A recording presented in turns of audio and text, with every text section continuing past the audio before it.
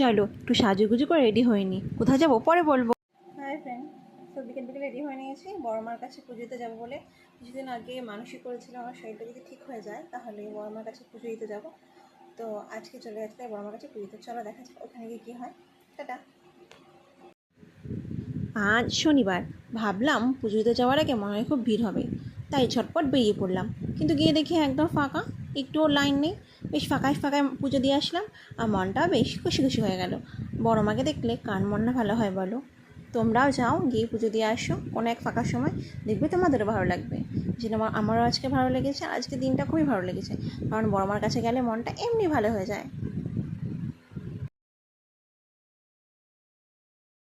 আজকে নৈহাটি বড় মার কাছে পুজো দিতে গিয়ে ভালো একটা সিলেদার্সে ঢুকবো, আর ঢুকে একটু মানিব্যাগ পছন্দ হয়ে গেল। ভাবলাম বাবার জন্য একটা মানিব্যাগ কিনে দিই। অনেকদিন ধরে ভাবছিলাম বাবার মানিব্যাগটা পুরনো হয়ে গেছে, বাবার জন্য একটা মানিব্যাগ কিনে নিয়েছি। বড় মার মন্দির থেকে পুজো দিয়ে চলে এসেছি, 8টার মধ্যে বাড়ি চলে এসেছি।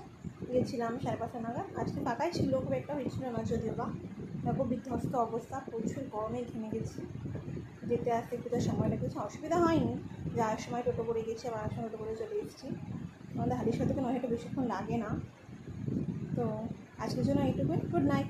আবার দেখা হচ্ছে নেক্সট ব্লগে। আর সাবস্ক্রাইব করতে ভুলো না কিন্তু।